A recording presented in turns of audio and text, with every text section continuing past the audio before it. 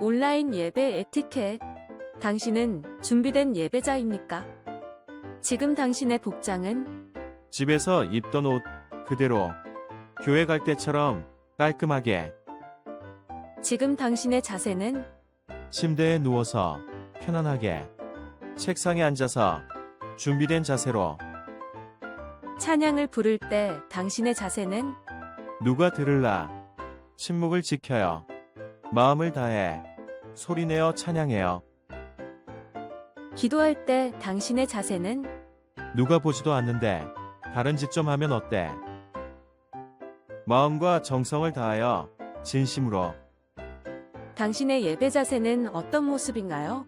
준비된 몸과 마음으로 하나님께 영광 돌리는 거룩한 예배 시간 되시기 바랍니다.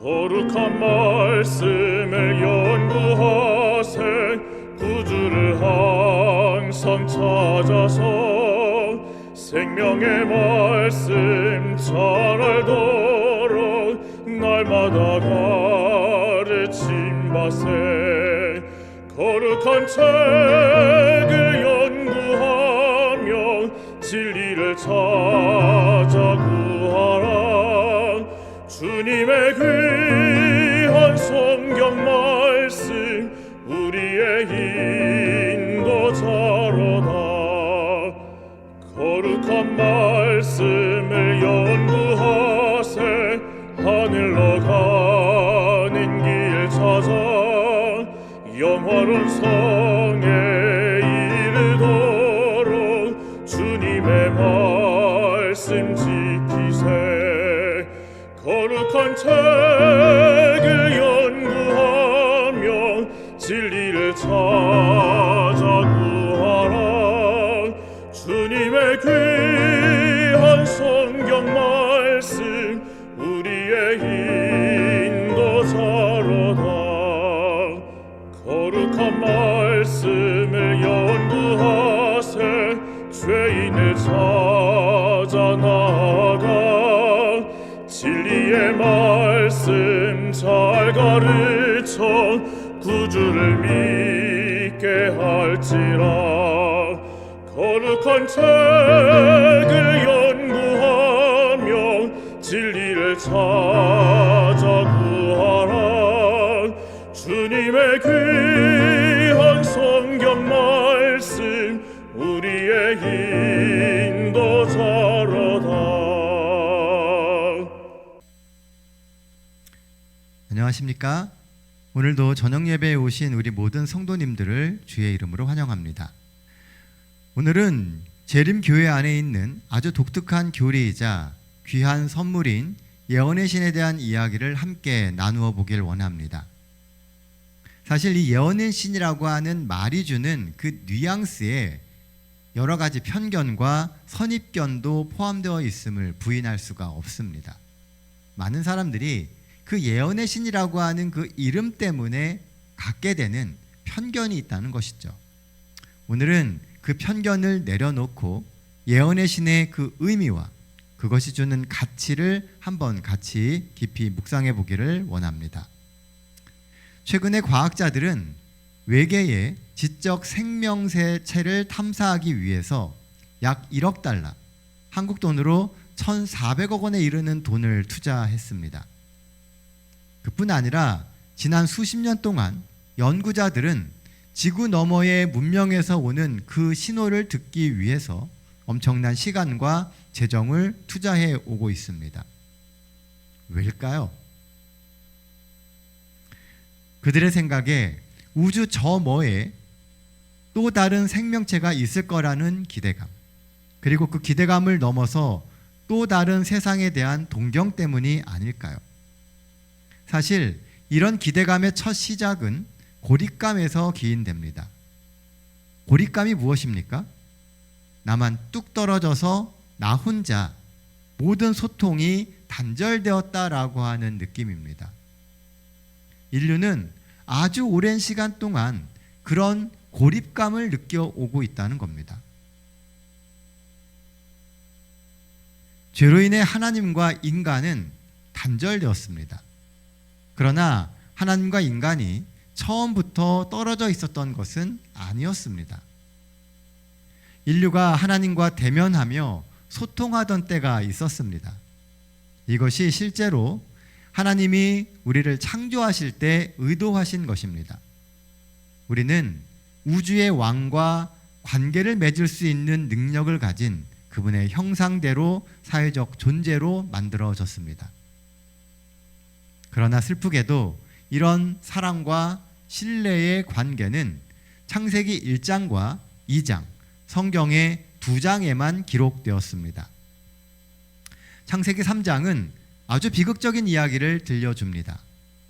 아담과 하와는 하나님의 명령을 무시하고 금단의 열매, 선악과를 먹었습니다.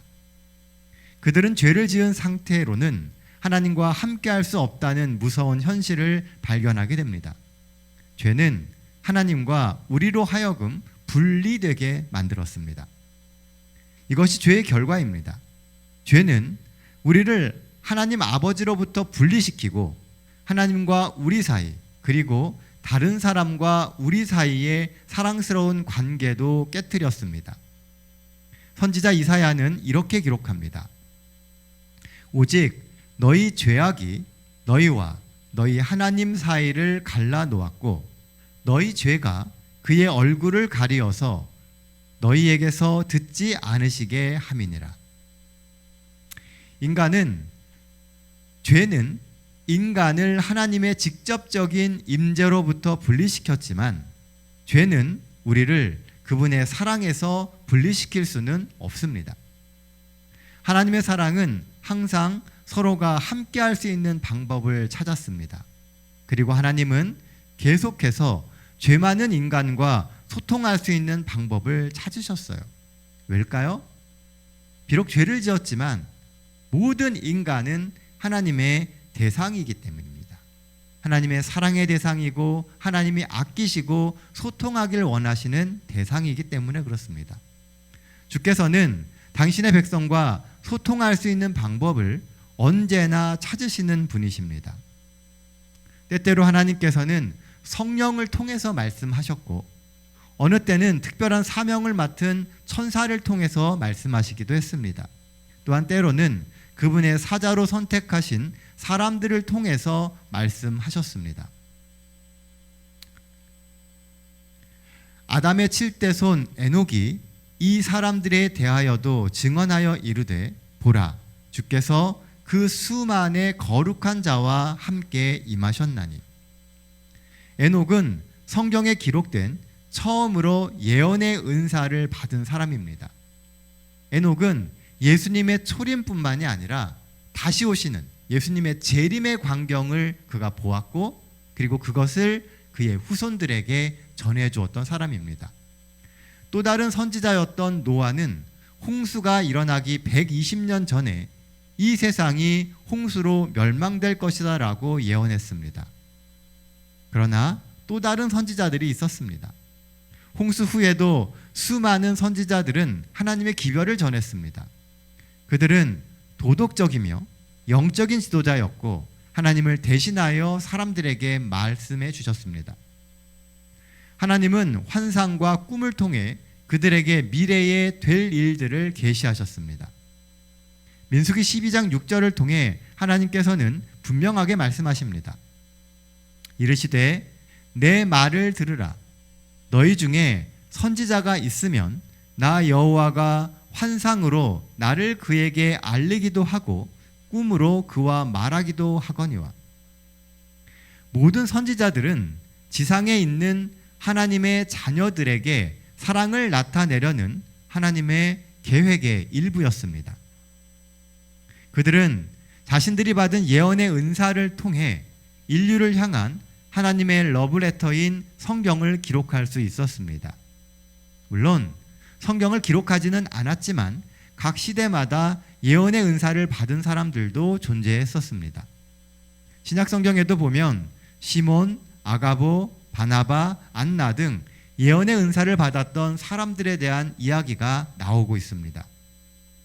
집사 빌립에게는 예언하는 네 딸이 있었다라고 기록합니다. 이들 모두는 하나님의 뜻을 계시하고 하나님의 교회를 격려하기 위해 하나님께서 사용하신 통로였습니다. 물론 인간을 향한 가장 위대한 하나님의 사랑의 계시는 예수께서 하나님이 어떠한 분이신지를 말과 행동으로 직접 보여주러 오셨을 때였습니다. 그러나 문제는 세상 모든 사람들이 이 예수님의 메시지를 받아들이지는 않았다는 것입니다. 주께서 직접 오셔서 하나님을 보여주시고 하나님이 말씀하시고 약속하셨던 그 모든 것들을 보여주고 이루어 주셨음에도 불구하고 사람들이 믿지 않았다는 것이죠. 그분의 은혜로운 사랑의 메시지를 받아들이는 대신 우리 인류는 그분을 십자가에 못 박았습니다. 성경은 예수님께서 하늘로 승천하셨을 때 그분의 백성들에게 선물, 즉 그들을 믿음으로 굳건하게 하고 그들을 격려할 선물을 주셨다라고 알려주고 있습니다. 에베소서 4장 8절 말씀입니다. 그러므로 이르기를 그가 위로 올라가실 때에 사로잡혔던 자들을 사로잡으시고 그 사람들에게 선물을 주셨다 하였도다. 자, 이 선물이 무엇입니까? 성경은 이렇게 기록하고 있습니다. 그가 어떤 사람은 사도로, 어떤 사람은 선지자로, 어떤 사람은 복음 전하는 자로, 어떤 사람은 목사와 교사로 삼으셨으니 이는 성도를 온전하게 하여 봉사의 일을 하게 하며 그리스도의 몸을 세우려 하심이니라. 예수님이 왜 교회에 선물을 주셨다고요? 더 온전한 그리스도인의 삶으로 우리 모두가 성장해 가기 위해서 하나님은 모든 시대, 모든 시간 속에 하나님의 기별을 전해 주시고 하나님의 사람들을 적재적소에 세우시는 것입니다. 필요에 의해서 하나님은 예언을 주시기도 하시고 필요에 의해서 사람들이 목사와 또 장로와 집사와 성도로 각각의 직분들을 맡으며 살아가게 하셨다는 겁니다. 그리고 그 일을 감당할 수 있는 능력을 허락해 주셨던 것이죠. 이는 우리가 이제부터 어린아이가 되지 아니하여 사람의 속임수와 간사한 유혹에 빠져 온갖 교훈의 풍조에 밀려 요동하지 않게 하려 함이라.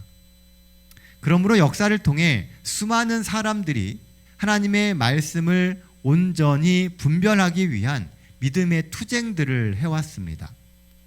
사람들이 부지런히 성경을 연구하기 시작하면서 수세기 동안 숨겨져 있었던 오래된 진리들이 하나하나 발견되었습니다.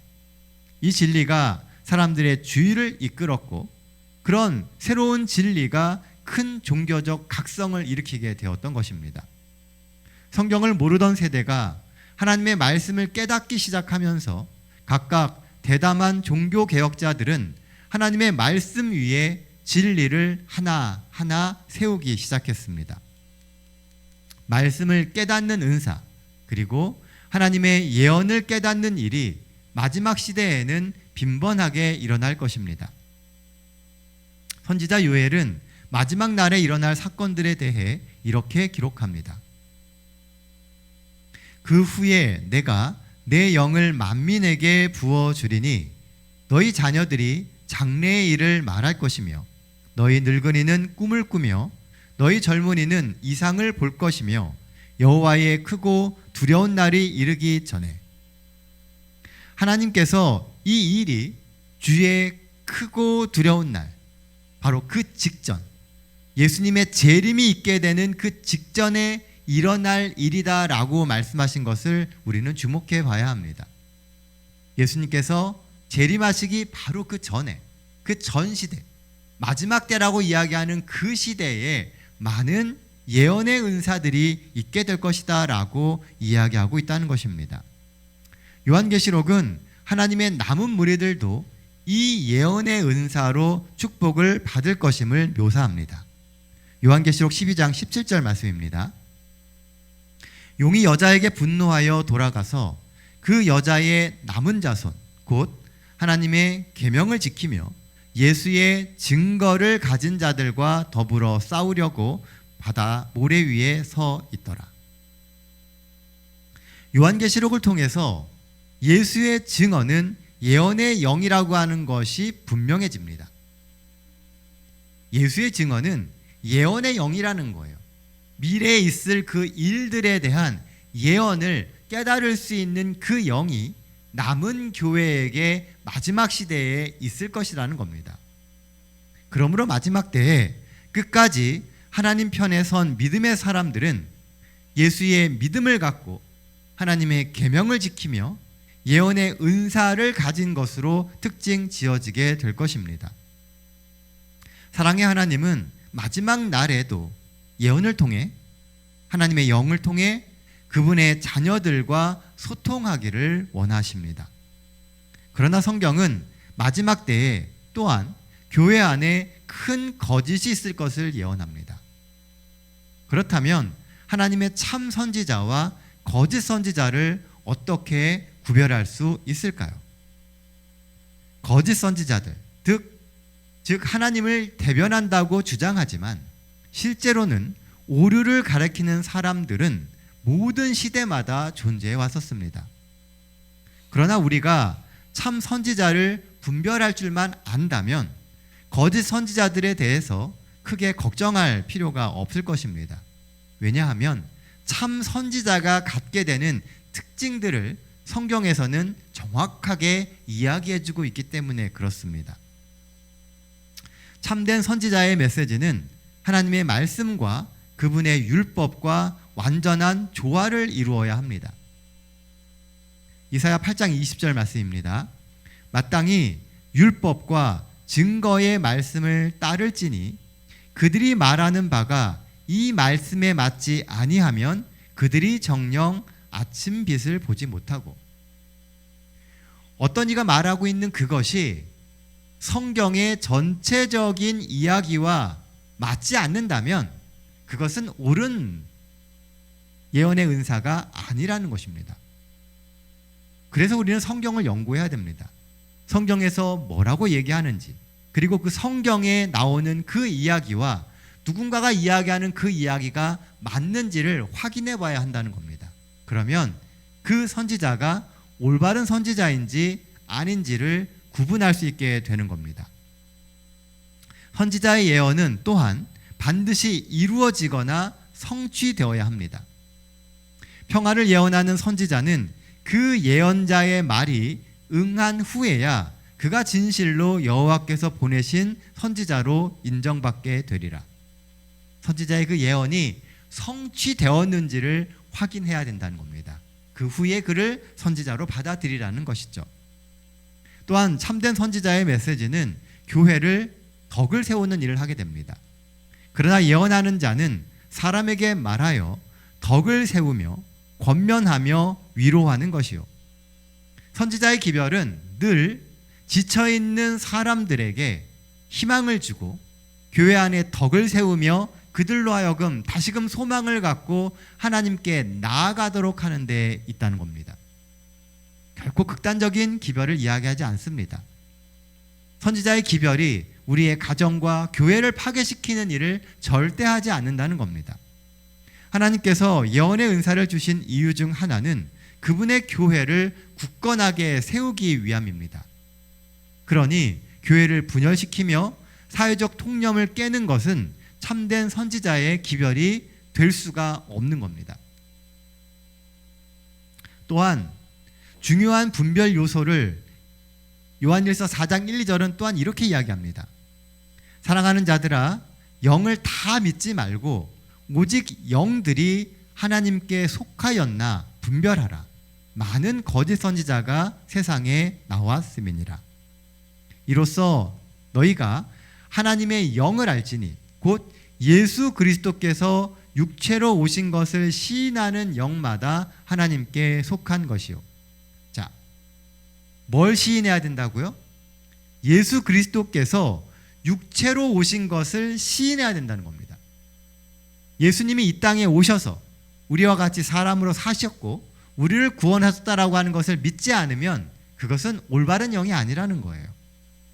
하나님께로부터 온 모든 기별은 반드시 예수 그리스도가 우리 구원의 유일한 방법이라고 시인하는 기별이어야 한다는 겁니다. 예수 외에 그 또 다른 이름으로 구원을 얻을 수 있다고 이야기하는 것은 다 틀린 것입니다. 오직 우리의 구원은 예수 그리스도를 통해서만 이루어질 수 있습니다. 다른 이름은 없습니다. 마지막으로 진정한 선지자는 그의 삶과 성품으로 알 수가 있습니다. 그들의 열매로 그들을 알지니 가시나무에서 포도를 또는 엉겅퀴에서 무화과를 따겠느냐. 이와 같이 좋은 나무마다 아름다운 열매를 맺고 못된 나무가 나쁜 열매를 맺나니. 하나님의 선지자라고 주장하는 이들이 있다면 이 말씀, 성경의 시금석을 잘 적용하여 그들을 시험해 보시기 바랍니다. 만약 그들의 메시지가 성경의 말씀과 부합되지 않는다면 그들은 예언의 은사를 받은 자들이 아닙니다. 반면에 그들의 이야기가 성경과 부합된다면 그들은 분명히 예언의 은사를 받은 사람들이라는 겁니다. 하나님께서는 엘렌 하몬이라고 하는 한 연약한 17세의 소녀를 선택하셨습니다. 그녀에게 하나님의 구속의 계획과 최종적 구원에 대한 이상을 보여주셨어요. 그녀는 대실망 직후인 1844년 12월에 첫 번째 이상을 보게 됩니다. 이를 통해 그녀는 예수님의 찬란한 빛이 비추이는 천국을 향하여 걷고 있는 재림 성도를 보았어요. 초창기에 이 엘렌 하몬이라고 하는 이 소녀가 보았던 이 이상이 사람들에게 여러 가지 구설수에 오르게 됩니다. 과연 이 여인이 하나님께서 보내신 선지자가 맞느냐? 더 나아가서 그녀의 기별이 성경에 부합되느냐에 대해서 논란이 있었던 것입니다. 그녀의 사역과 지식의 범위는 놀라웠습니다. 그녀는 하나님께로부터 받은 그 예언들을 토대로 17살 난 그 소녀가요, 엄청나게 많은 글들을 쓰기 시작을 하고, 그리고 여러 가지 예언의 기별들을 주기 시작합니다. 그녀의 가장 위대한 업적은 그녀가 말했듯이 사람들을 더 큰 빛, 즉 성경으로 인도하는 것이었습니다. 그녀는 이렇게 기록합니다. 성경에 거의 관심을 두지 않기 때문에, 사람들이 성경에 거의 관심을 두지 않기 때문에 주께서는 보다 작은 빛을 주셔서 보다 큰 빛으로 인도하고자 하셨다. 사람들이 성경을 읽지 않고 성경의 말씀에 관심을 갖지 않으니까 좀 더 쉬운 기별, 그 성경을 이해하기에 도움이 될 수 있는 작은 빛을 주셔서 성경으로 우리의 관심을 끌고 가려고 하나님은 이 엘렌 하몬에게 이상을 주셨다라고 이야기하고 있는 것입니다. 그녀의 저술과 사역을 통해서 그녀는 모든 교리적 질문에 대한 최종 권위로 성경을 옹호했습니다. 하나님의 말씀을 비평하는 일부 사람들에게 그녀는 이렇게 권면하였습니다. 형제들이여, 말씀을 읽는 대로 그대들의 성경에 애착을 가지라. 그리고 성경 그 자체의 정당성 여부에 관한 그대들의 비판을 중단하고 말씀에 순종할 때 단 한 사람도 잃어버린 바 되지 않을 것이다. 어떤 작가도 엘렌 화이트만큼 다수의 책들을 저술한 사람은 없습니다. 그녀가 기록한 책은 10만 페이지 이상이 됩니다. 하나님으로부터 받은 그녀의 권고와 희망의 메시지는 책, 잡지기사, 소책자, 팜플렛 및 개인 편지를 통해서 그분의 백성들과 끊임없이 공유되었습니다. 그녀의 글에는 승리하는 그리스도인의 삶, 식이요법, 건강, 태교, 약물, 결혼 및 가정, 자녀지도, 교육 등의 수많은 분야에 대한 아주 영감적인 조언들을 기록하고 있습니다. 한 사람이 세상 너무나 많은 그 분야에 대해서 하나하나 아주 전문가적인 기별들을 전하고 있다는 것입니다. 엘렌 화이트의 생애는 1915년 7월 16일에 맞춰졌습니다. 당시 그녀의 나이는 87세였습니다. 그녀가 사망하고 난 지 몇 주가 지난 후 한 신문에서는 이러한 내용의 기사를 실었습니다. 그녀는 영적으로 교만하지 않았으며 삶에서 더러운 부를 추구하지 않았습니다. 그녀는 자신의 삶을 통해서 귀한 선지자의 역할을 담당했습니다. 그녀는 미국에서 가장 존경할 만한 위인 중 한 사람입니다. 제3자의 입장에서 엘렌 화이트라고 하는 그 여인의 삶을 돌아보았을 때 기별은 차지하고요, 그녀가 살았던 삶의 모습 자체가 참된 그리스도인으로서, 더 나아가서 선지자의 삶을 살았다라고 고백하고 있다는 것입니다. 수년 전 남아프리카 베추아날랜드의 광활한 사막 황무지에 스쿠바라고 하는 원시 부시맨이 살고 있었습니다. 이 부시맨의 이름은 스쿠바예요. 그는 유목민으로 스스로 아주 고립된 삶을 살고 있었습니다. 어느 겨울밤 그가 이제 잠을 자려고 했습니다. 그런데 갑자기 그에게 빛나는 존재가 나타나서 밑도 끝도 없이 책의 사람을 찾으라고 이야기를 하는 겁니다. 그리고 더 나아가서 하나님을 경배하는 사람을 찾으라고 이야기했어요. 스쿠바는 그게 무슨 뜻인지 알지 못했습니다. 스쿠바는 도대체 무슨 책을 말하는 것인지도 알 수가 없었습니다. 그리고 더 문제는요, 만약 그가 책을 찾았다 하더라도 그는 글을 읽을 줄 모른다는 겁니다. 부시맨의 언어는 다른 아프리카 부족의 언어와 상당히 다릅니다. 워낙 떠돌이 생활을 하고 그들만의 고립된 생활을 하기 때문에 언어적으로 소통이 되지를 않아요. 또한 이 언어는 구어체, 말만 하는 언어입니다. 기록하는 언어가 아니라는 거예요. 그러니 글을 쓸 줄을 모르고 글을 읽을 줄 모를 수밖에 없는 것입니다. 그러나 그 천사는 그 책에 대해서 이렇게 말했습니다. 당신은 그 책을 읽을 수 있을 겁니다. 스쿠바는 가족과 함께 며칠 동안 그 책을 찾기 위해서 정말 노력했습니다. 스쿠바는 이 책을 찾아서 헤매다가 반투족이라고 하는 그 부족을 만나게 됩니다. 그곳에 농부에게 이야기를 하게 돼요. 그들에게 혹시 책을 가진 사람을 알고 있는지를 물었습니다.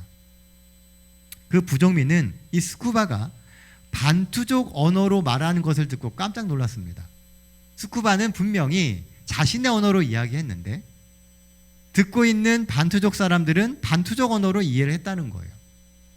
그중 한 사람이 이 스쿠바를 그 부족 가운데에 있는 목사님께 데려갔습니다. 그 목사님은 스쿠바의 이야기를 듣고 아주 깊은 감동을 느끼게 됐어요. 그리고 당신이 찾던 책과 사람들이 바로 여기 있습니다라고 말했습니다. 그러나 그날 밤 빛나는 존재가 이 스쿠바에게 다시 나타났습니다. 그리고 그 천사는 스쿠바에게 이 사람들이 아니다라고 이야기를 했어요. 천사는 이야기하기를 안식일을 지키는 교회에 모예 목사님을 찾으라고 말했습니다. 또 천사는 스쿠바에게 이렇게 말했습니다. 모예 목사는 실제로는 9권이지만 4권인 책을 가지고 있을 것이다. 실제로는 9권짜리인데 4권으로 된 책을 갖고 있을 거라는 것이죠.